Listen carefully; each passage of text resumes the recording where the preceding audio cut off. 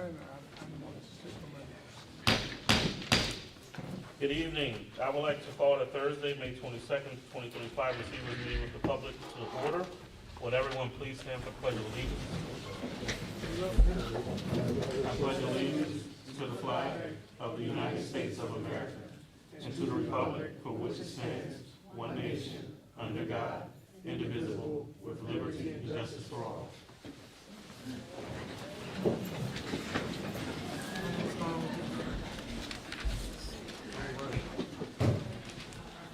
Before we get into it, I know tonight we have our budget presentation, and I just wanted to make note for the public and for the record that this is the adoption of the preliminary budget.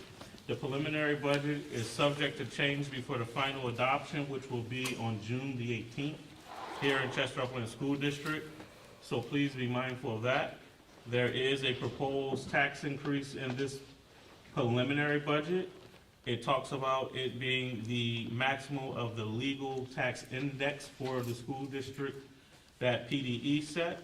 That does not mean that that will be the tax increase, as we're still working through some things.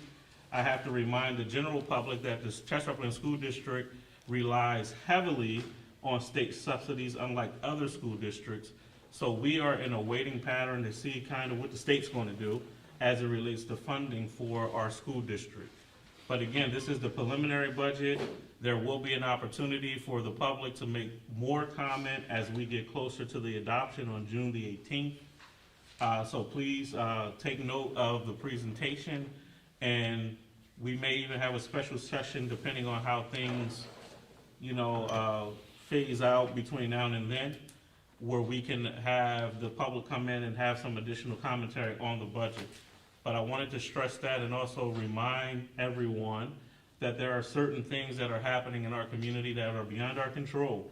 The closure of Crozier Keystone, that's a $2.2 million hit to Chester Upland School District that we have to take, and remind people that Crozier hasn't paid taxes here in the district for the last 3 years, and we had to make, our way without that revenue.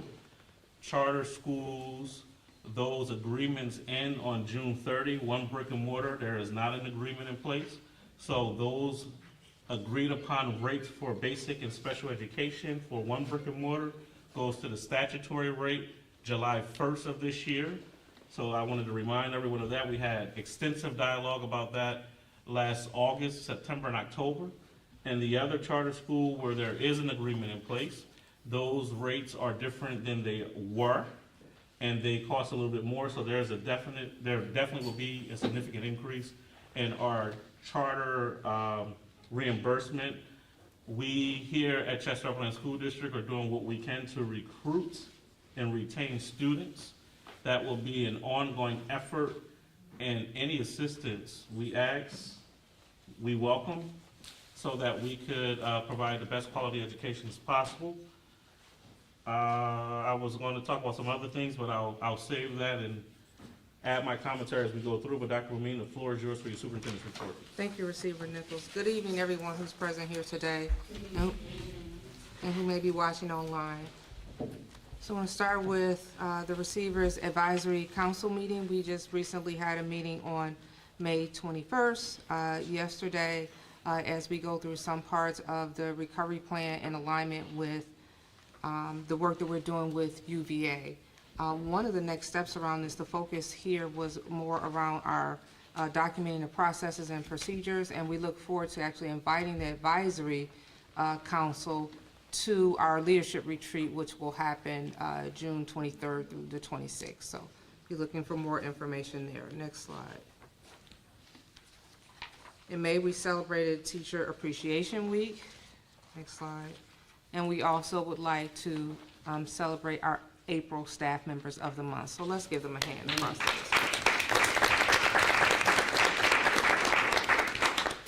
Next slide. Also want to bring attention, this month is Mental Health Awareness Month, and there's a lot of information that you could find on our website that is shared by Mrs. Bowser and her team and department. We also have weekly calendars that go out that focus on our mental health, social emotional learning opportunities. So, next slide. So again, supporting student mental health, again, the Department of Student Success and Engagement. If you look at that website, there are a lot of resources there. If you look at the very bottom, resources available at parentguidance.org. Please utilize that and also watch our new mental health skit that is available. Next slide. This is just a reminder that we have our cosmetology summer program, and that will begin week 1, June 23rd. Please reach out, sign up as soon as possible. I know those slots are limited. Next slide. For our finance department, so we will have Ms. Gathers, who will be presenting after my presentation today around the budget. She also did an initial presentation this past week. Next slide. In addition to the presentation done from our finance department, we'll also have a presentation by Dr. Pless, Director of Human Resources from that department as well. Next slide. Just a few special education updates. This is just a reminder that our ESY program is scheduled to begin July 7th. And that program runs Monday through Thursdays, starting July 7th. We also have, where Dr. Link previously shared around our efforts with gifted students. So she had the opportunity to attend a gifted boot camp at the DCIU. So please look forward to more information around the work we'll be doing for our gifted students in the district. Next slide. Again, from the Department of Student Success and Engagement, we had a wonderful YouTube video that was created of our students across the district talking about the power of positivity, student voice. So please, if you haven't had the opportunity to look at that, please look at that video. It is amazing, and we congratulate our scholars on putting that information together. Next slide. No, I'm sorry. Please go. One other thing I wanted to point out, and it's the last data point on this slide. I shared with you that I would continue to report on students who are displaced. As you can see, this number continues to increase. We are at 154 students who are displaced. Probably closer to the beginning of the year, we were around 80 students or so. But this number continues to increase, whether they are in district, out of district, or in cyber or charter schools. Next slide. We have close to 3,100 students as of 5/20. Next slide. So here are some shout outs here for schools across the district for having over 90% completion percentages in both ELA, math, and science completed. And then also a shout out to schools that have been able to achieve 100% completion in at least one grade. In addition to that, you'll see highlighted here that we're doing a lot of school improvement work across the district with steering committees in each of the schools, and that work is supported by the DCIU. Next slide. Next slide. Some upcoming events. So if you haven't had the opportunity to see this on our social media posts, please know that we are, having open houses earlier in the year. So this is our spring open houses to invite families out, returning families, or families that may be interested in enrolling in our schools. Next slide. We also have a multicultural family summit, and that will be on Wednesday, May 28th at Chester High School. Next slide. There's a district-wide 5th grade dance that will also occur, and that will take place on Friday, May 30th. Next slide. Our sports banquet. So this is by invitation only, but we wanted to make sure that we share this information. It is next Friday, May 30th. We are very excited about all of our student athletes, the work that they have done throughout the year, their success. And please be looking for a presentation that will be done on my behalf about the sports program, highlighting all of the sports, all of the work that the students have been doing in this area, and just to share this with the public. So please be looking forward to that presentation. Next slide. This is just a reminder of some of the upcoming events. Senior prom being on June 6th, baccalaureate service being on June 8th, class day June 10th, and graduation ceremony for our seniors on June 13th. Next slide. Thank you. On May 1st, we had a number of students who celebrated National College Decision Day, and those are just some photographs of the students celebrating, sharing the decision of where they will either go in terms of college, what they will do in terms of trade schools, enlisting in the military, or just beginning careers out of school. Next slide.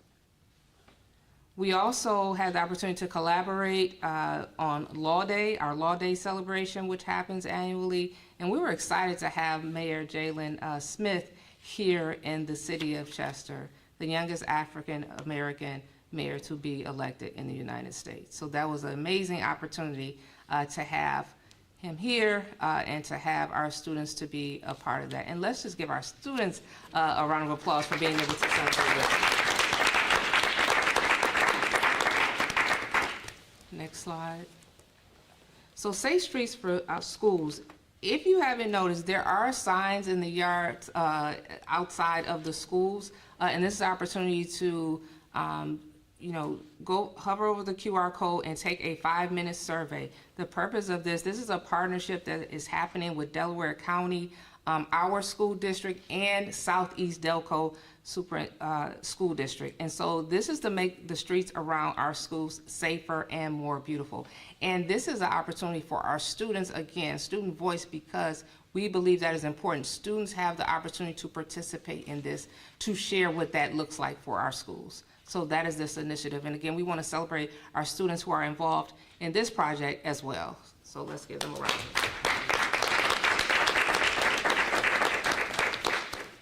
And this initiative is being led by Dr. Wilson, Director of Pupil Services, as well as Mrs. Bowser in Student Success and Engagement. Next slide. So Math 24 Challenge, our scholars from grades 4 to 8 participated in a district-wide challenge this past Tuesday at STEM Academy. And the winners have advanced to the DCIU tournament that will be held on May 28th. So congratulations to those students as well. Next slide. We also had our district-wide spring concert yesterday. It was amazing, very exciting, and I'm very proud of each and every scholar that participated, as well as the music department for putting that on under the guidance of Dr. Bradley. So let's give all of our students. And that recording is on Clipper TV if you didn't have our opportunity to see that or be there. Next slide. So this is a new opportunity in our district. So middle schoolers are scholars who are a part of a leadership institute, and this is led by the University of Pennsylvania in collaboration. So we had the opportunity to send students to the Delaware Valley Consortium for Excellence, and this is an opportunity for our middle school students to develop leadership skills. So we're very excited to have this opportunity in our district, and they did very well, and we want to give them a round of applause as well. Next slide. So these are just some upcoming events to bring to your attention from now to the end of the school year. Please just take a look again on our website, our social media posts that may go out, as well as our school pages for individual schools and the things that they may be doing. But that last highlight there, district-wide last day of school and half day, pre-K to 11th grade, and that's because our seniors are graduating June 13th, right? So pre-K to 11th grade is June 16th. Next slide. Thank you. That concludes my presentation. Thank you, Dr. Lemieux. Student reps is senioritis. We get it. We get it. So, Ms. Gathers, are you ready?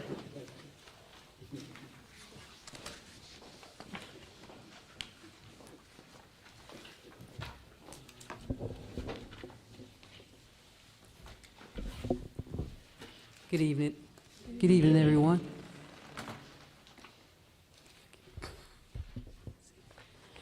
So my name is Ms. Gathers, and I'll be presenting the final proposed budget for 25-26 school year. Next slide. So I just wanted to go over the agenda, We're going to look at where we have come over the last few years as a school district, our progress, some of the challenges that took place for this budget year 25-26.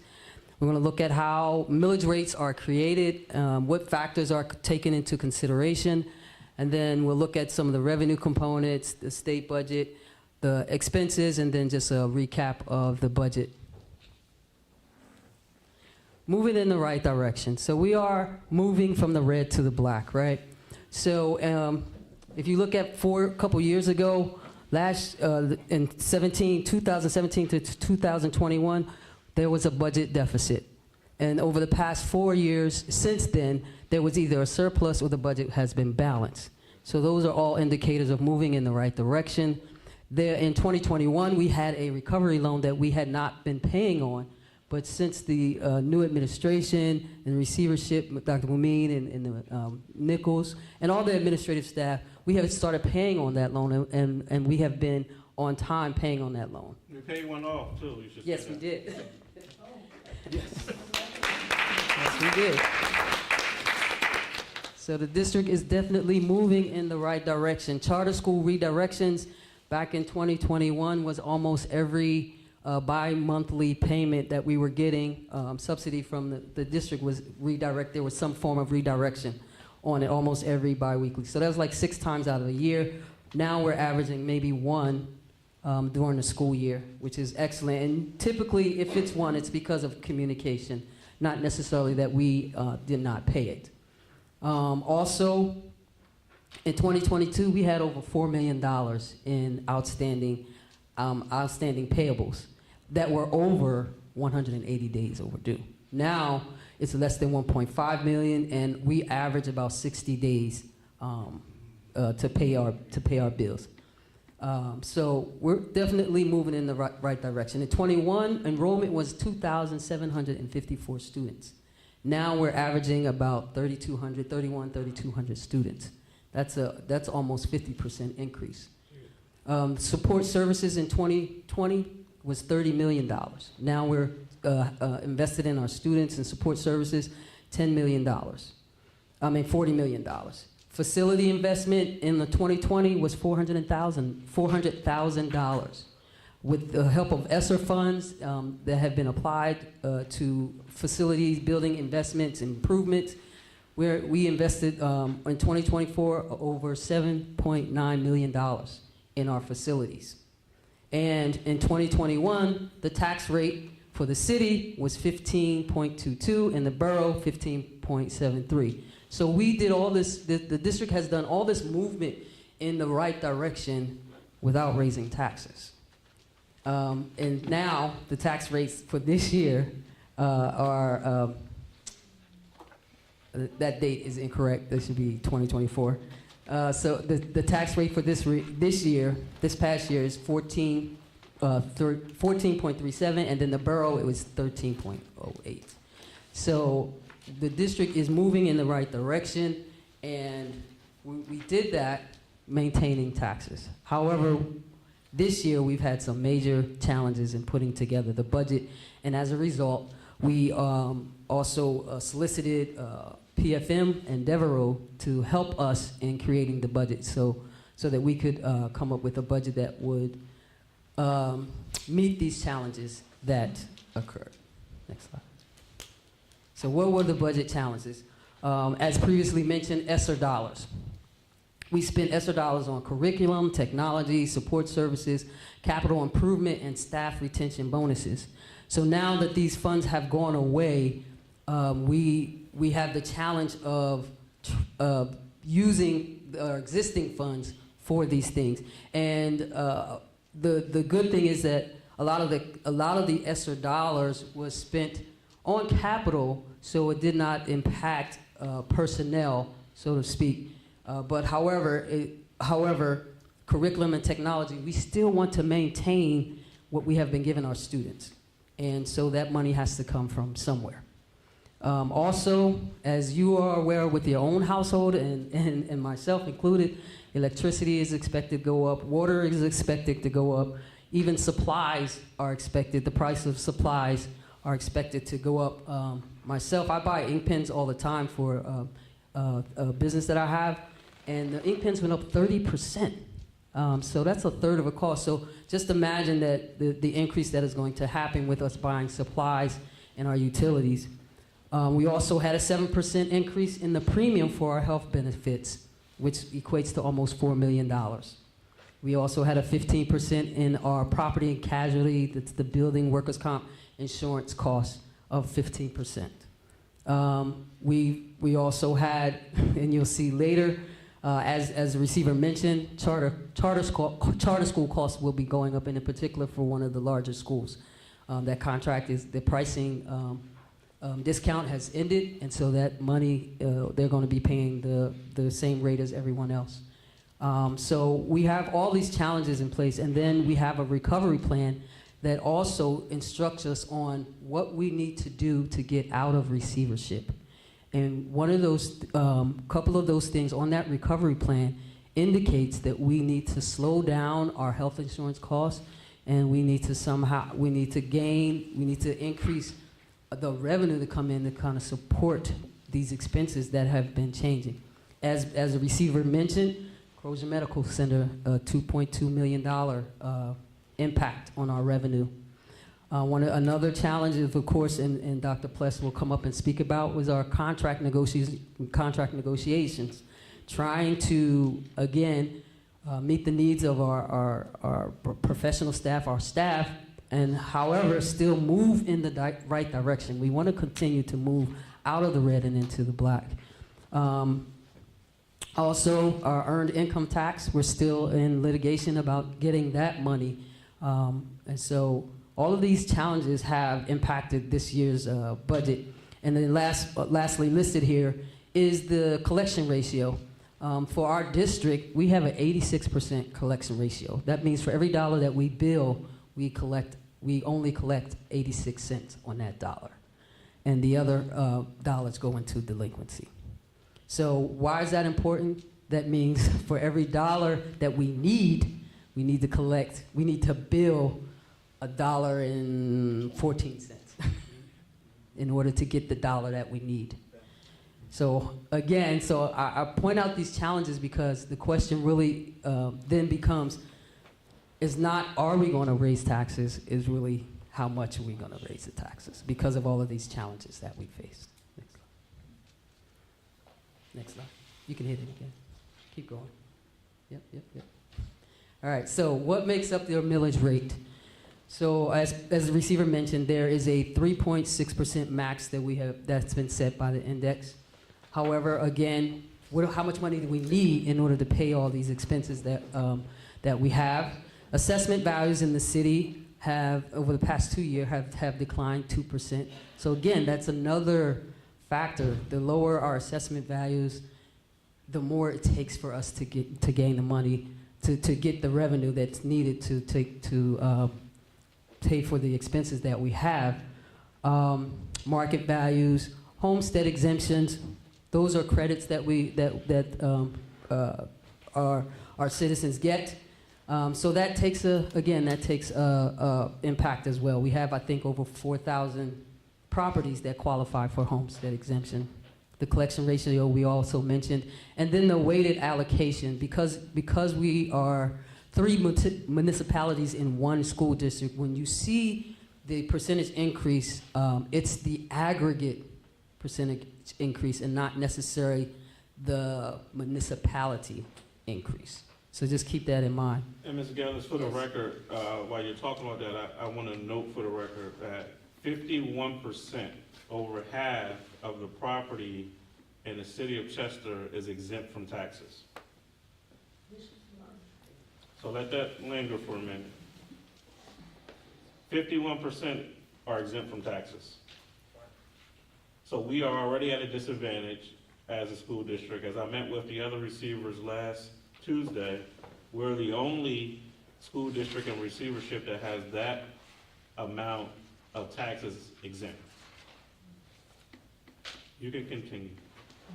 And in addition to that, the mean value of homes in the Chester Upland School District is $57,000. In the next district above, it's twice that much, which means they can increase 1% and get twice as much money as opposed to what we could acquire if we increase our taxes. Next slide. So, the question we've all been waiting for. Here's a executive summary, just top summary. So the projected revenues before our projected expenses, $174 million. We're looking at a deficit of $2.8 million around it. And it's not just $2.8 million.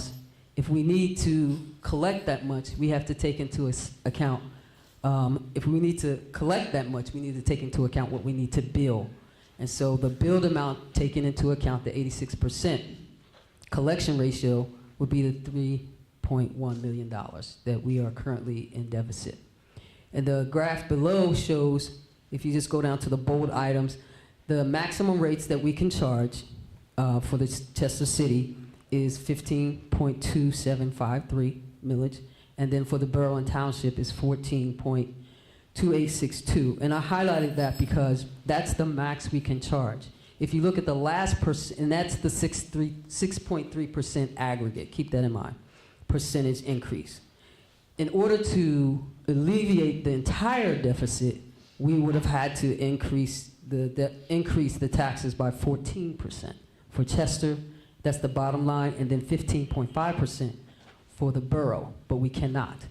So what's going to what happens is we can only move it to the max, which still leaves us a remaining budget deficit of $1.579 million, which we will, as the receiver said, we're going back to, we'll continue to try to reduce that deficit amount as much as possible.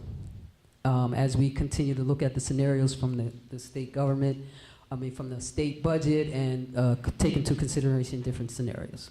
Next slide. So what does that mean for the taxpayers? For Chester City, given the maximum millage rate increase, if your home value is worth $125,000, that means your annual tax increase would be $113.16. That's if your home is valued at $125,000.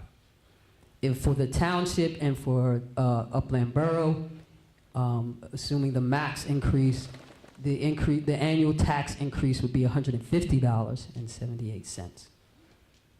Next slide.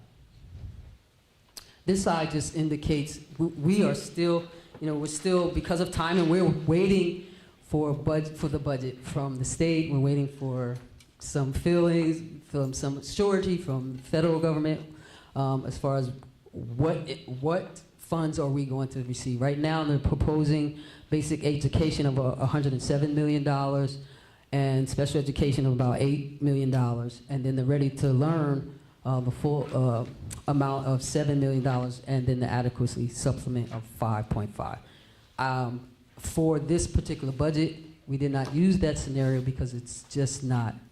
We used a conservative scenario than that. And again, we're still working this out. As time gets closer to the state approval, hopefully we'll have a better feel of exactly what funds we're going to get. Just a recap, a summary for the revenues. Local revenue comes into about $22 million. The state, $142 million, and federal funds, $7 million. As you can see, next slide, we rely heavily on state education funding, almost 66%. If you take into account the state funding plus the federal and state grants that we get, that is almost 75% of our revenue that we get.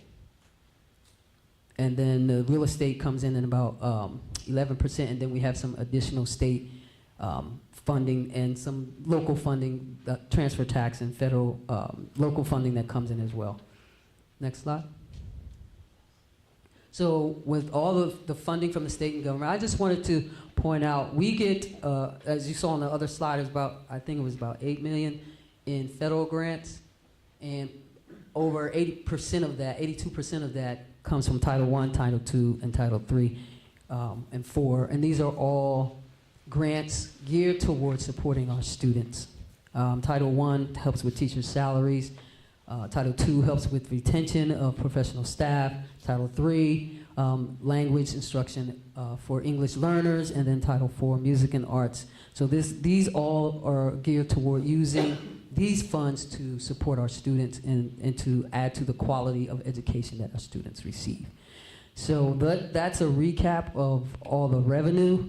What do we use that to pay for? Let's review the expenses.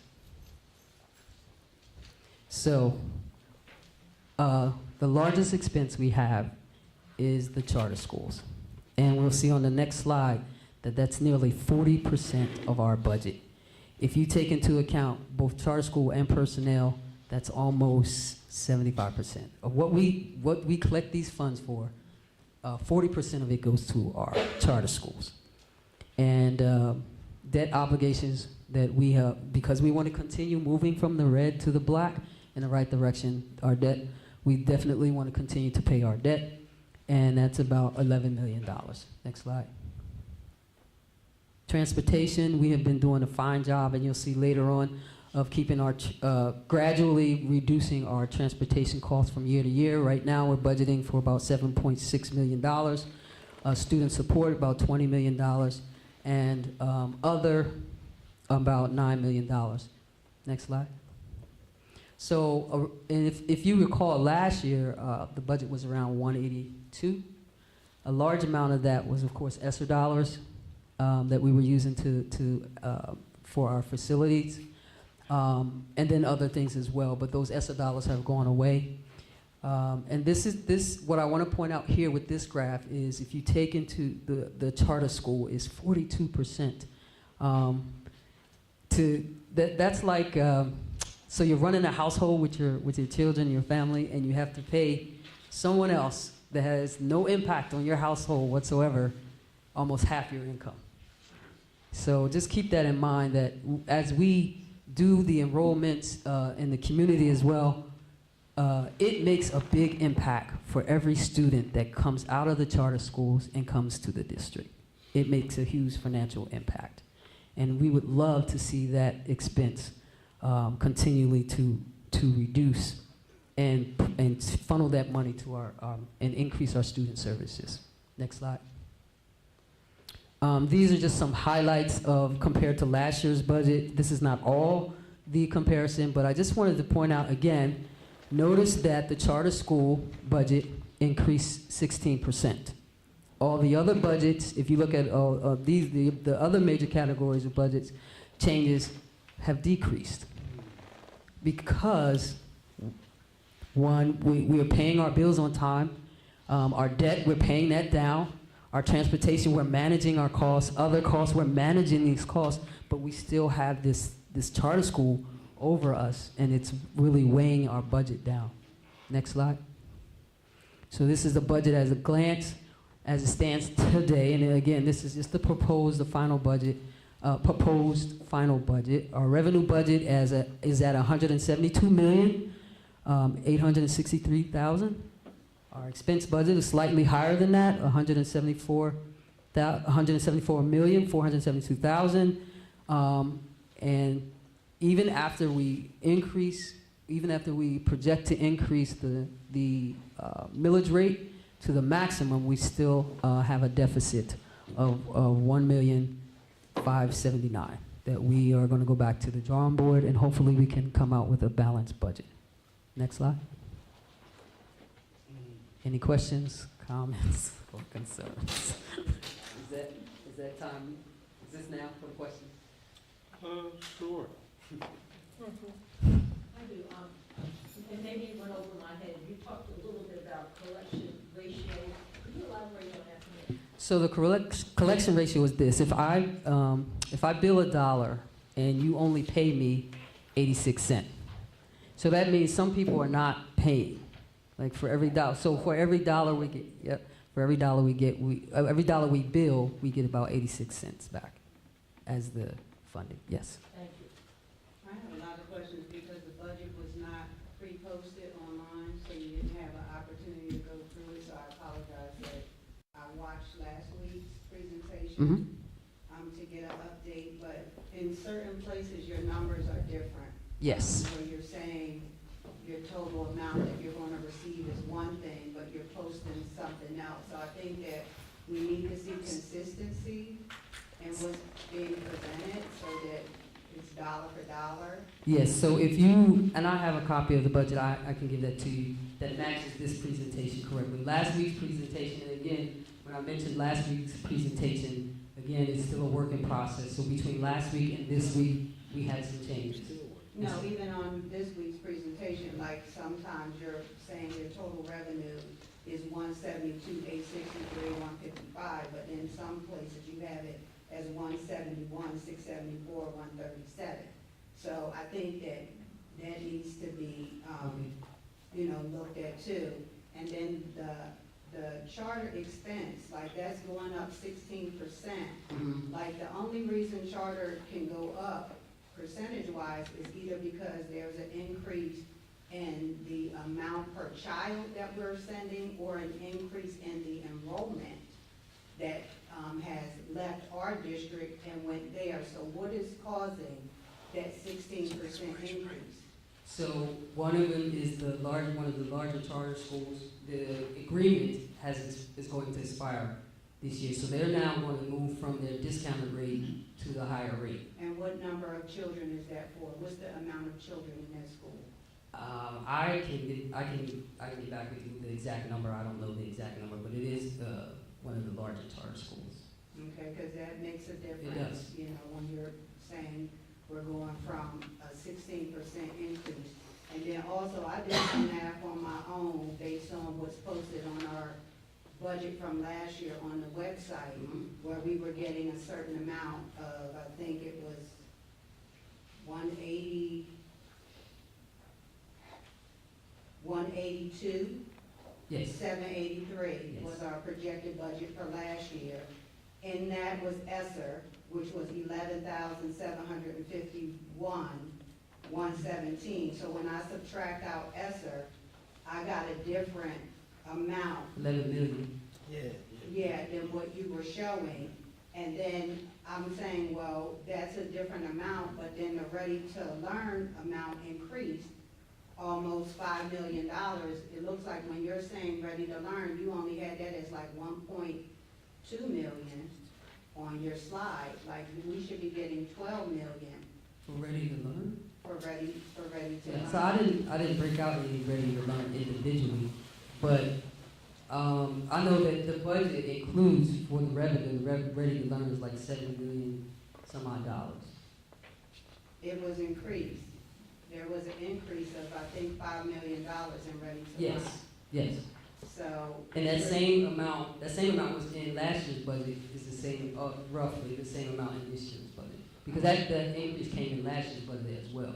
So you wouldn't see a major change between last year and this year's Ready to Learn, because that $5 million was also included in last year's budget. Okay, and then also with the personnel budget, you show in your thing that personnel decreased. And I'm really wondering how could that have happened, because there were increased in salaries. Y'all did renegotiated salaries and y'all added positions in salaries. So how could salaries have gone down when you increase that? So I'm not feeling confident about that salary projection either. And so I feel like I know that you have time, but I really feel like we need better numbers before we say to the public, we're gonna vote for a maximum tax increase. And I don't feel like there's really solid numbers that we're being presented, before like the increase goes to, taxpayers. Well, I know the full increase can't go to taxpayers because it's not enough to make up the deficit. But it was like, if we were forecasting some things we could have planned for, because as you're adding positions, you gotta plan for that and price that out. So if you're doing that and you're seeing all these other things are happening, then maybe some positions shouldn't have been added, and maybe they need to be furloughed. Because why increase the taxes on people when we've done things that maybe should have waited or shouldn't have happened to expand other areas that now is expanding the budget, and now we have this deficit. So those are my concerns before y'all vote for a tax increase on taxpayers. Okay. I have another concern. You said that, correct me if I'm wrong, the 7% increase in the cost of employee benefits, and I know they've been in negotiations. Are there memorandums of understandings with those unions? And if so, how much of an increase are the employees going to pay toward that 7% increase? Or can you not tell us that? So I'm gonna let Dr. Plus answer that question. Okay, I'm sorry. Okay, thank you. Yes, ma'am. I don't have a question, I have a comment and a suggestion. In years past, we've talked about adding to our enrollment by recruiting from the charter. And what I would ask us to do again is to seriously look at a marketing program where we can solicit and recruit students who are not enrolled, which would reduce the numbers of our costs to the charter.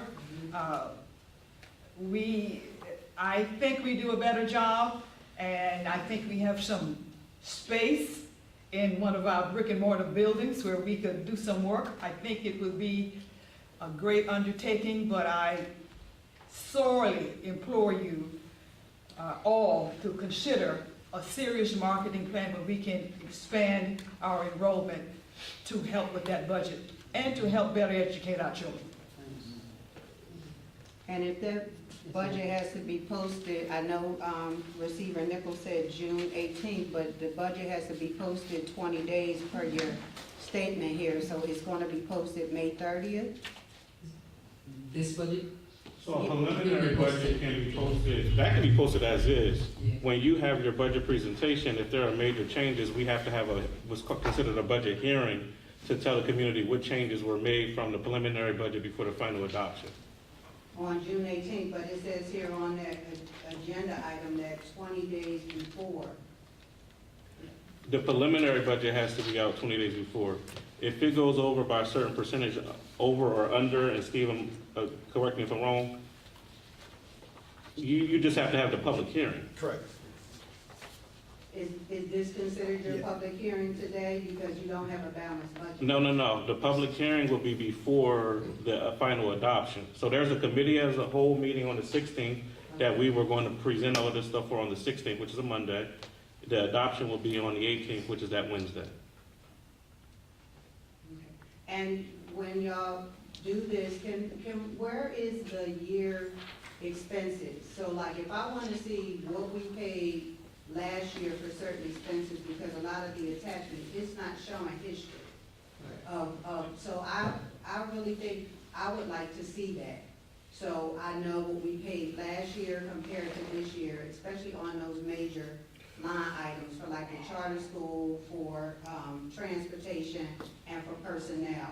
Like, we need a side-by-side comparison. I think that would be helpful too. Of actual activity? Yeah, actual, what have we paid out this year?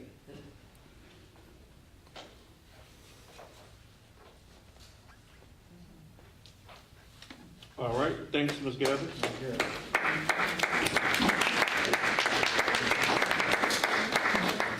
And again, I stated it earlier, as we go through this process, there's a strong possibility that I may have a call meeting somewhere before the 16th so that we can go through it depending on which way it goes. The law, if I'm not mistaken, sometimes I say that, I don't want you to think that I don't know what I'm talking about, but I have to take my municipality hat off and put on my school district hat because I know that there are some differences, but it's 10% if I'm not mistaken. Anything that goes above or under 10%, you have to go through certain processes and have that additional hearing. And if that's the case, most certainly we'll comply with the law, but we are compliant with the law by having the preliminary budget and information posted today, and we just have to track the changes and explain to the community what those changes were. The ultimate goal is to minimize the tax increase as much as we possibly can, but we have to be fiscally responsible as well. The district has had a tax increase for 4 years. Not making an excuse as to why we didn't have a tax increase. There was some resistance at one point. Another point, we had some additional dollars sitting around. but we kicked the can down the road as far as we kicked the can down the road, so something has to give. And even looking at the recovery plan is very clear that if we do absolutely positively nothing, we'll have a huge negative fund balance. So we have to make sure that we, address those issues as we project it out for the next 5 years with our third party, PFM. So we'll be talking budget at least for the next month or so. Dr. Pless?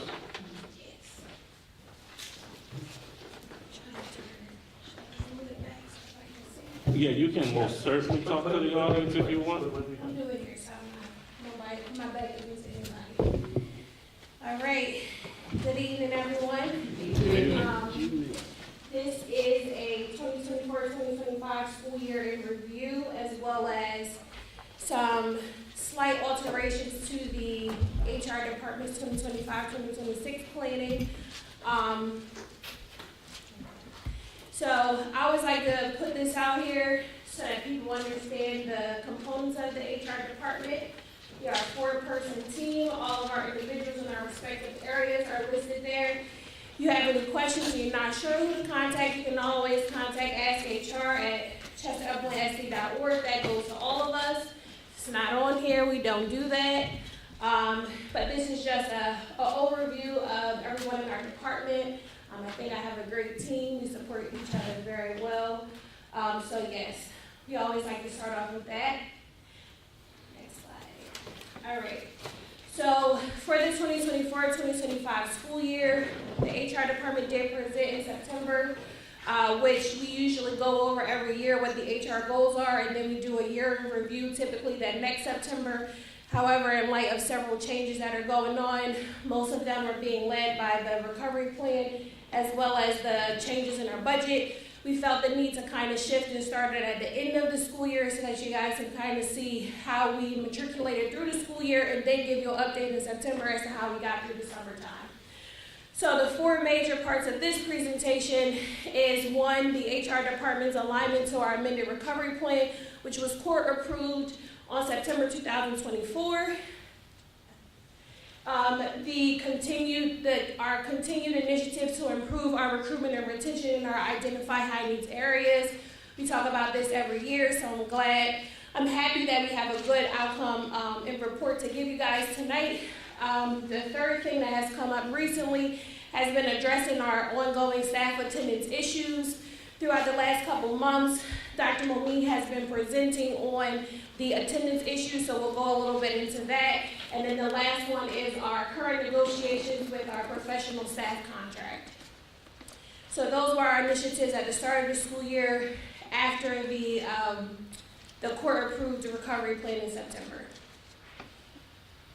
So just so you guys are aware, I did hit the link on there, but then I realized that you probably can't click the link in the presentation. However, the recovery plan is on the district's website. I encourage everyone to look at the recovery plan, as we are all charged and responsible for ensuring that we adhere to it. Those initiatives there are ones that are directly related to the personnel department. As you can see, the ones that are listed is our approval of our teacher attendance, the negotiation of our contracts with affordable salary increases, managing our healthcare costs, undergoing a healthcare eligibility audit, developing and implementing a recruitment and retention plan to address the educator pipeline, and right-sizing staffing to match the student population. If you go on the district's main page, and don't click all those little tabs because that gets a little confusing, and you slide down to the bottom, there are a number of landing pages. The recovery plan is one of those, so that's the easiest way to find it. So in regards to this slideshow, as I go through all of our initiatives, if you look at the bottom in that bold heading, that is the direct connection to the recovery plan. So when we had these meetings under the direction of the receiver and the superintendent, going into this new recovery plan, one of their biggest initiatives was we had to stop the bleeding on finances, but we also had to make sure that we are ensuring that our students are receiving an appropriate education. So a lot of the recovery plan includes additional things outside of finances. So our first one was to continue to improve recruitment and retention in our identify high needs areas. I do want to just give a huge shout out to Ms. Sewell. She's a one person department right now. She is our talent acquisition partner. However, we had two main goals this year. The first one was to aggressively recruit for appropriately certified staff, to continue the overall district initiative to reduce staff on emergency certifications and our high turnover rates throughout the school year. I'm happy to report that for this school year alone, the HR department recruited 36 professional staff employees. Of those 36, 21 are appropriately certified, and we only have 15 on emergency certifications. So we are moving in the right direction through our increases in our recruitment initiatives and how we go after certified staff. Another thing that was really big was how we retained our staff in our high turnover areas. So last school year, the two schools that were identified as high turnover was Chester High School and Edgemont Scholars Academy. During the 2023-2024 school year, there were more than 25 mid-year resignations combined between both schools. So when it's a mid-year resignation, it's almost impossible to recruit for a staff member, which typically results in our students not receiving a teacher in front of them, which means we have to shift mid-year. Very difficult for us to be able to manage that, as well as ensuring that our students have quality educators. For this school year, there were less than 5 mid-year resignations combined between both schools. So a huge shout out to our principal staff, our school leaders, and our administrators for working directly with the HR department to identify ways to retain staff. Again, the bottom part is just the alignment to it for the recovery plan. The next one, addressing staff attendance issues.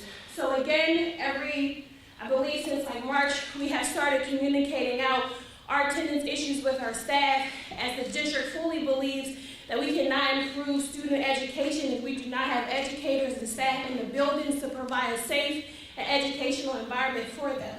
So by the numbers, this is as of today, we have, and I'll just very quickly explain the different numbers. So we have 10 or more, for 10 or more absences for our federal funding. There's a report that the district has to provide every year, the CRDC report to the federal government, and they asked us how many of our professional staff had been out for 10 or more days. So that's directly tied to things that we have to report to the federal government.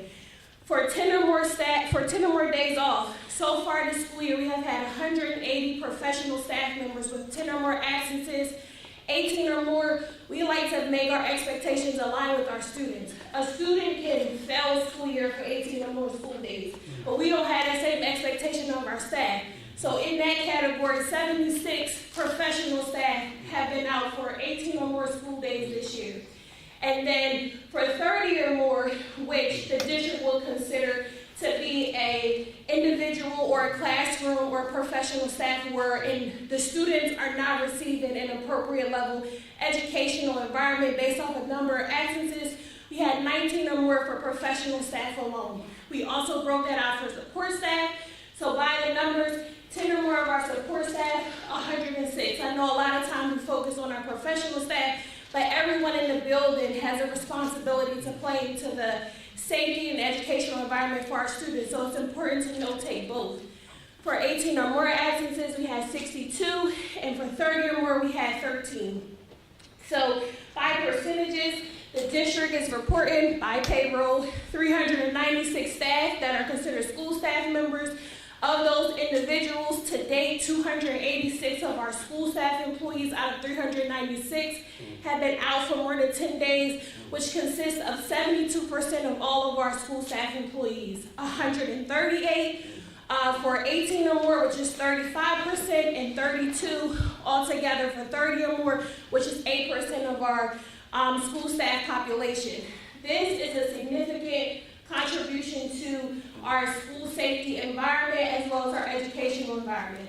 Some of the ongoing challenges that we have had are, one, the challenges around appropriate communication with staff and their time off utilization. We know that people need days off of work, but we also need people to be in our buildings and educating our students and keeping the environment safe. And then some of the historical issues in our new district initiatives. So the other hand to that is that we are fighting or combating things that may have already been in place in the district. So it's considered, like people may consider it as a past practice, or hey, I was always able to do that, and how that aligns with the new initiatives under this current administration. So our current road to resolution is that we will continue to engage different classifications of staff to improve employee morale. I believe this is a direct correlation in our communication to staff to the decrease in retention at some of our high turnover schools, which is Chester High and Edgemont, as well as being able to continue to engage with executive leadership and our legal team in egregious circumstances. So the reality is we need you to be here. If you want to be here, we're here to help you. If you're not here for our students, then we will kindly help you move on. And the third one is to continue to stress the importance of staff attendance and impact of the safety and educational environment for our students. So lastly, we had our last initiative was to successfully negotiate a contract with our professional staff. So first I wanted to acknowledge the timeline of negotiations that has happened to date. To date, the district and our professional contract staff have 4 scheduled meetings. 2 of them were canceled at the request of the union. That also resulted in a fact-finding appointment that the union requested and the district was notified. The district participated in fact-finding on May 1st, and we received the results of the fact-finding on May 21st, which the district is currently reviewing. We do believe that the outcome does help the district as well as the professional contractor understanding that we should be able to negotiate amongst each other in a way that ensures the success of a contract that supports our students. So the district's expectations of bargaining are to ensure compliance of the amended recovery plan, maximize expectations of providing a quality education, provide for reasonable wage increases in light of our financial position, and to continue to provide a strong benefits package while also slowing the growth of our healthcare costs. So the road to resolution. While we did engage in fact-finding could mean the conclusion of negotiations if both parties accept it. If both parties do not accept it, it is the intention of the district to successfully reach an agreement with the professional bargaining team. And under this administration, the main priority has and will continue to be stabilizing the district's financing while providing reasonable salary increases, slowing the growing cost of healthcare, and ensuring that our students are afforded an opportunity to receive a quality education. Beautiful. So I presented this in September of 2024. I think it's very important that we present this information again. As you can see, between 2014 and 2025, over a 10-year span, our professionals, all of our employees were frozen 3 different times within 10 years, and that has nothing to do with this current administration. So only under this current administration has employee received increases for 4 years straight. It is the district's intention to continue to do that. However, we cannot continue to bear the burden of the cost of personnel and health insurance on our own, which has always been our standpoint since we got here. So with that being said, all of our contracts are currently in place beyond the end of this school year, except for the professional contract. So we do have an ongoing contract with support facilities and our school safety contract. Regarding our benefit increases, the district was able to successfully negotiate with every other contract except for the professional contract increases, which will go into effect on July 1st. We hope that we are able to come to an amicable resolution for everybody with our professional staff. The support staff is me too to them, so whatever we do with the professional staff will affect the support staff. So that takes up the majority of our school staff. So unfortunately, if we are unable to reach a resolution, those increases will only impact our Act 93, our school safety officers, and our Teamsters, but we will move forward in that direction as that is absolutely necessary. As you heard through Ms. Gather's presentation, our insurance costs are steadily increasing. Next slide. So going into the summertime for our planning and goals, and again, we'll follow up with another presentation in September to let you know how we did. The HR department will continue to align with the amended recovery plan. We will review and determine a staff-to-student ratio and identify any changes necessary to ensure that positions are needed and aligned with the plan to continue to improve and provide a safe, nurturing, and learning environment for our students. So those changes are some that you may see between now and June, which we will make sure that we identify any of those changes that came from the preliminary budget to our final budget, any changes to our staffing plan. We will continue to recruit, attract, and retain qualified staff in all areas. We will implement the healthcare changes where we are able to do so as of July 1st. And then we will also, it is the district's intention to provide reasonable salary increases for all staff in the 2025-2026 school year, which our preliminary budget does account for based off of the district's proposals. That's it, and I don't have a slot for questions unless y'all have questions. Have a safe and happy holiday. Yeah, I don't know if you can answer this one at this point. People that fall under Act 93, are they receiving an increase in salary as well? But So the proposed budget has a standard 3% for Act 93, and then all the rest of them are based off of contractual obligations. As Ms. Gathers indicated, the highest expense in the district, because the charter school is not us, is personnel. So if there is a need to cut, that's typically where we start at. But right now, the budget does account for an increase for every single individual in the district, even though we have not come to an agreement with our professional staff. It's already built in. Yes. I just have a comment. I really like how, your direct work and your daily focus is tied to a recovery plan initiative. And I really feel like that may need to be adopted across the district so that we can really see we're taking steps towards what the amended recovery plan is stating at every level. I really like how you're doing that. Thank you. Anyone else? All right. Thank you. All right, thank you, Dr. Fletcher.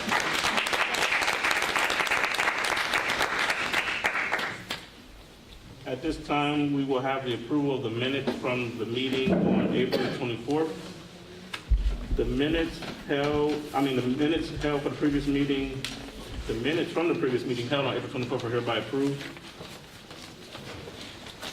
We will now move on to public comment. I have the list here, and be reminded, this is the third month we've done it this way, that when you come to the podium, we ask that you state your name and address for the record, and your public comment takes care of action items and general public comment. So Ms. A. Jean Arnold.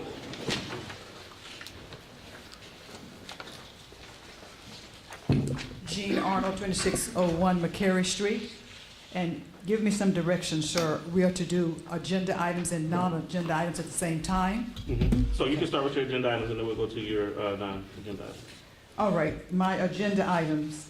A1 has the commencement, no, you have your calendar for A1, and you're going to approve that tonight. And I noticed that commencement has been changed to a Monday. Is it any comment about why we changed it to a Monday? I thought we usually had it near the end of the week. It's not a critical issue, but I was just wondering. Dr. Sutton? It's just the way the days fell. We were trying to have it at the conclusion of the school year. You got so many staff who like this. Could you say that a little bit more loudly, sir? It's the way the days fell. So we were trying to have it at the conclusion of the school year so that others could attend without us having to close the school for staff to attend. Oh, thank you. Then for A7, you have the list of all the graduates, and I would like to give a thank you to all of the teachers and the counselors and everybody who worked so very hard for our students to graduate. I think this is a testimony to your hard work, and I want to be one to say thank you to everyone for that number. Yes, yes.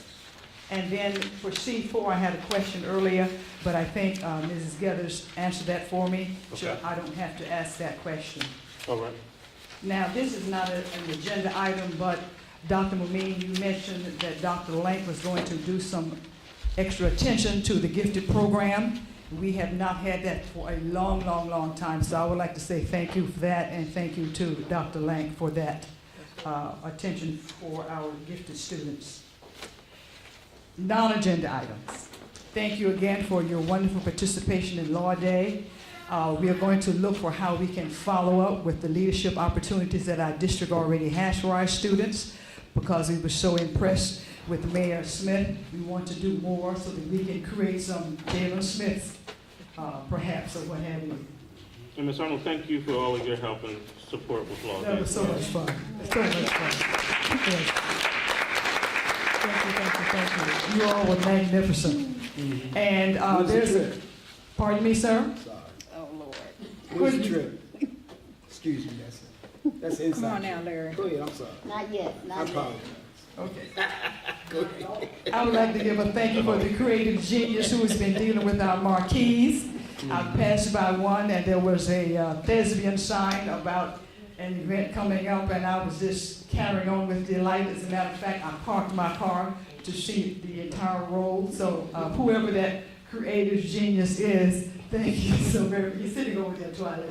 Thank you so very much for the use of those signs. And yes, I think those are my items for non-agenda ones so far. Now I have to change to something else that's a little bit difficult for me to say. As we approach the end of this school year, the community and I could use some words of comfort to medicate the heaviness in our hearts that has exploded over Toby Farms. It would seem that every marking period that we have experienced an erosion of the safety of that building, making it increasingly difficult for teachers to teach and students to learn.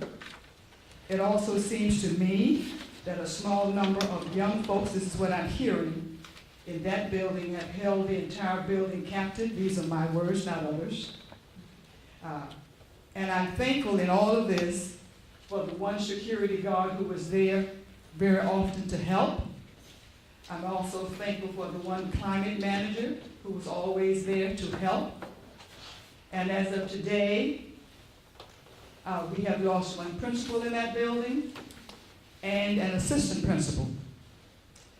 Tonight, I have the need to hear about any confidential,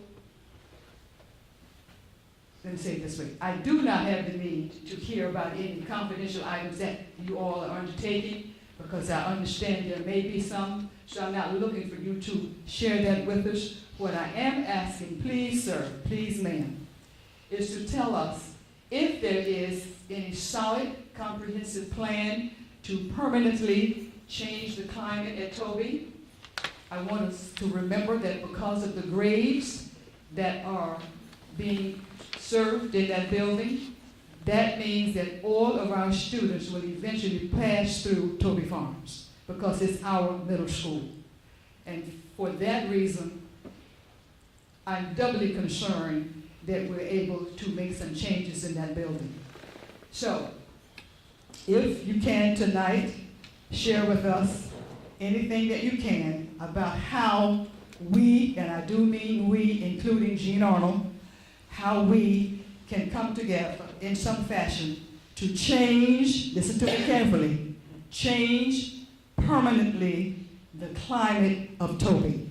I could go on and on about the importance of mindset and climate. I think you all understand that, but whatever you can tell me to help my heart tonight, sir, I would appreciate it. So, Ms. Arnold, I will say that it is a concern that we all have. I can tell you that that Central Administration, we've reviewed a lot of camera footage about things that have happened at Toby, that we've had a lot of investigations going on at Toby. We've done a lot of interviewing, and I want to say that I feel we have a solid plan moving forward to address the concerns that we, and others in the community may have. I can share that we are working closely with the Commonwealth and the local police department there to have a school resource officer potentially at the top of the school year at Toby Farms. Not at Chester, because some people get that confused. They call over to the city of Chester a lot about issues at Toby, forgetting that that is Chester Township. So we have to communicate directly with Chester Township about the issues that are happening in Toby Farms. I can tell you that not just at Toby Farms, but district-wide, it's been a charge that this summer you will hear about how we are going to have zero tolerance across the district and how we are going to implement best practices to address the concerns around safety and how we educate our scholars. I am a firm believer, I'm going to speak for me personally now, that we have to start the year off right and set the tone at the very, very beginning and ensure that we have our best and brightest in the areas that they need to be. Sometimes you may want to be at the cool, fun school because it's easy for you to do. But if your strength is something, then we need you to be a team player to go to a turbulent situation. We're asking people to go to turbulent situations because we know that they care and they can offer some of those supports needed for, the leadership and the staff. I'm dancing because there are some things that I can't say legally and publicly, but it is an issue that we monitor closely every day. There are central administrators that are in the building every day and have been for, I would say, over a month now, going over to assess situations. I personally have been to Toby Farms a few times as well, and I check in periodic, almost daily. I know we talk about it daily. I talk with Dr. Parker Sutton about the academic side of it, Mr. Whitaker around security. So we are putting forward a plan that I feel you will be satisfied with. There will be a time for us to call on some community members because we do want, community members to be involved, and also we want to be transparent so that we can disclose what we can disclose to you. They used to say it's 3 sides to every story. I know sometimes people report things to me that happen here in the district, and somebody may have beat them to the punch. So when I hear their story, I get to chuckle sometimes just to hear it out. But one thing I can say about the security system here, that's been an eye-opener for me because you get to see it, the footage, and you see actually what happens or what happened and what went on, and you can make, some judgment calls based off of that. That's legal? Okay. I don't know if I eased your concern. Well, I am. A little, just a I am little? delighted to hear that you're working on it, that you are very much aware of what's been going on. And I think I heard you say something about maybe this summer we could expect a more Detailed, plan and district-wide, total yes. included, yes. And I'm hearing that it will be available to members of the community if we so choose to look at it, and you might solicit some help from community persons or other stakeholders. So that gives me some comfort. What I am saying tonight, sir, hear me well. Please, please follow through. You've been in the district, 5 years? Some of us have been around longer than that. 3.5. Oh, It hasn't been 5 yet, not quite. gee whiz, how about that? I'm thinking about maybe a 5-year contract or something. Anyway, erase, take that off. What I do want to say, though, with more seriousness, is that we have had many people talk and say things and not follow through. And we have not known how to use authority or accountability to make that happen. And I still don't know the answer to that question. But what I am saying to you tonight, sir, is as we go through that plan, develop it, whatever, we must follow through. Because, well, I'll just say that. We must follow through. I wholeheartedly agree with you. We have to follow through with our plans. Yes. We have to use best practices that are happening across the district. We have to remind our, I'm just going to say it, Ms. Arnold. Say it. We all big boys and girls. Consistency. There are board policies that tell you what you are to do. There's school code that says what you Yes. are to do. And that needs to happen across the board, not just at one building, but all Yes. buildings. We cannot have individuals making their own rules. I agree. And that's even at the top. I we totally cannot- agree there, we too. It starts at cannot the have- bottom and trickles Right. down. Yes. Yes, so I'll leave it there, but that, yes. We have a beautiful policy written about cell phones, and we have talked in this room about cell phones, and we have not done it.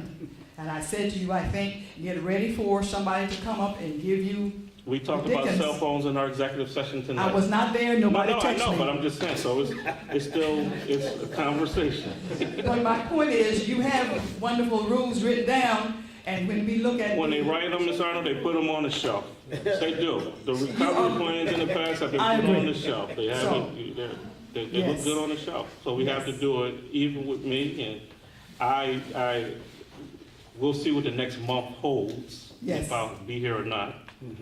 But I definitely plan to do things a little more aggressively.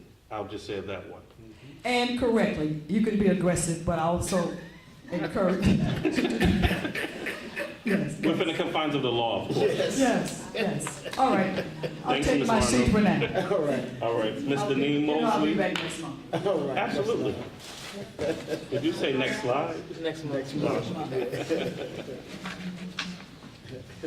Deneen Mosley, folio 4911017030, and I just asked on item C16 if that language can be modified to say up to a 6.3 millage rate, since you're gonna continue to do your due Absolutely. diligence to look into what you can do to streamline the budget internally before applying a rate increase.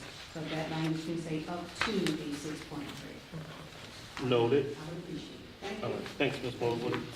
And again, for the record, before we go into it, I will say that, Mrs. Solicitor, Madam Secretary, if we could, and Madam Business Officer, if we could make the amendment as noted, because that is factual, that we will be doing up to 6.3 mils, and we are working diligently to minimize the blow. All right, with that, we'll move on to our action items. Oh, wait, I'm sorry, I forgot it was the. Oh, you thought- My non, And I'm on that list. my non-agenda items, one is a comment. Dr. Pless mentioned that every employee personnel will be receiving an increase as of 7/1. So again, back to the budget, there is no way our personnel line can be less for 25-26. So again, if we can get factual numbers before that gets posted. Also, I've asked 2 questions. If I could be given the number of students affected by the potential charter school increase because one, For the brick and mortars? yes, for the brick and mortar that does not, whose agreement is ending. I need Okay. to know the number of students. You don't have to tell me the school, but the number of students, because I'll do the math. And then also, I had. So Ms. Mosley, do you want them for both? Because the one, the agreement goes away, the other, there's an agreement, but the rate changes. So Well, if I could, yes, the number and the rate change. okay. So I can see that, and then I've asked for a side-by-side comparison on Budget versus expenditures actual. from last year compared to this year. If that could be posted with the budget, so that could be looked over, so if I have any questions, I could do so before June 18th. All right, And I think that was it, thank you. all right, thank you. Thank you. It wasn't, I didn't see it. I've been consistent, I'm Ms. sorry. Karen. I've been consistent. I've been consistent.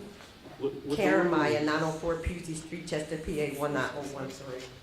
All right, Ms. Quell was first, if we're gonna do that. No, she can go first. Go ahead. We neighbors. You want that? Go ahead. So I first wanted to, I haven't been here in a while, but after what happened at Toby Farms, I was very annoyed. So I echo everything that Ms. Arnold said. I hope I never see a school closing because we don't have teachers or staff to be at the school. So I have to say that. The welfare of our students in our community is very important to me and everybody else. So I've never seen that ever happen before, and I hope I never see that again. Now, will we have enough staff, including climate and security, for the Chester High School prom? Because, and the reason why I'm asking that question is, there is 2 events happening at the same venue. One event is the Chester Adults event. So I want to make sure that we're good as far as the high school I prom. have to talk to the principals, they plan the prom, that doesn't come through central administration, but I will get back to you on that one. Okay. It is 2025, the cheerleading room is still not done. will the cheerleading room be done in 2026? I've been asking this for about 3 years. You can actually, I don't see anybody from facilities here. I haven't walked through it. I know that we authorized payment for stuff for the cheerleading room. I can get back to you on that. But I know that payment's been authorized. There's been lockers ordered. There was an open The bid cheerleading process. room is a different room. I think so- you keep looking at the No, locker room. No. We get lockers? It was something about some lockers in the cheerleading room, if I'm not, yeah. Oh, okay, well, I come up here every year. I'm gonna start counting the years, because I'm at, That's not the whole in the ceiling. oh yeah, the hose is still in the ceiling. All that stuff is still there. Nothing's changed. Nothing. It's still the same. Okay, just a FYI, there will be a Hero Bowl next week. Chester High School senior football players and cheerleaders will be at Cardinal O'Hara High School, just so you know. There will be representation from Chester at the Hero Bowl, and that's done every year. What's the date? May 29th, at Cardinal O'Hara. At what time? Yeah, Okay. 6 or 7 o'clock. I can send you the flyer. Okay. And are we equipped in our schools for the amount of call-outs? You know, because everybody is calling out. When you go to the school, they have Are lists of we teachers. equipping Are we the going school? to be equipped? Because we have a lot of teachers are calling out. And so, I gotta, actually, I'm not being facetious. How do we do that? I don't know, do we have do we have a substitute service We or? have a substitute service. They're here, we have building subs that are here every day, but keep in mind that the substitute service is dealing with the national teacher crisis. But I'm open. I'm not being funny. I'm really not. You know, they told me I can't say certain things up here. Well, I can just say, I can't help you I'm because gonna call you, because what I would say, I called you earlier today, don't say I've been it. in meetings all day. I answered and said, Ms. Karen, I'm gonna call you as soon as I can. So I'm gonna call you because I would love to pick your brain. In my mind, I remember when I was here, the NAACP was here. The Masons were here, different people were here, community organizations. But you Welcome have them to back. ask, I think that you have to ask people Yeah, in we order have to to get walk that them back assistance. because at the end of the day, like I said, on average, and it's not a fun feeling, 60 plus people are out on average a day. Yeah. That's not good. No, it's not. And my other question is, I don't know why, I remember being in a meeting before and someone said we had money to do some renovations to the library. Was that supposed to be done with ESSER money or? That was a former administrator who was working on outside organization to come in to donate. We had a verbal commitment to do that. That was not ESSER. It wasn't district funds. It was a outside entity that has since fallen through. I can tell you that there is plans right now with our capital team, and they're looking at doing something in the library. Are they the same people that's gonna do something at the A field, or is this something totally different? So I'm raising the taxes now. I'm just gonna raise them, because if you want it, if you got 12 million, Ms. Karen, let me know. I don't, but I'm asking because, I've been asking for a cheerleading room since, 3 years. So that's why I'm just trying to, I'm just asking questions. Again, hopefully, I prayerfully. got another one for you, but I'll call you on that one. I can close a building. You can close what building? A building. I didn't say which one. I say it was $14 million. No, We'll talk. don't close none of our buildings. Thank you so much. Call me tomorrow. Ms. Quell? Tyra Quell, 913 Wood Street. My apologies for not signing up. From now on, I'm just gonna sign up because stuff comes up and then I'm not on that list. I realize this is a critical period for administration for the summer. Some people think in the summer, oh, y'all just off. That's when you're doing most of your work. And I'm trusting that you're gonna evaluate and reevaluate. One of the problems I see in the district is we come up with great plans, initiatives in September. Not with this administration mainly, but with previous ones. Nobody checked to make sure people were doing what they're supposed to be doing. We should be able to trust adults, but obviously that's not happening. As far as I have a comment about attendance reporting to the state, and I understand Dr. Pless says you have to do that. I don't wish bad health on anyone, but we have a lot of teachers out. Is some of that for health? Is some of it not just coming to work? I think that's, those factors are important. Trust me, where I live in front of STEM, I can tell you what days people don't come to school, because my street's empty. Other days, my street is full of teachers parking. But I was kind of curious about that.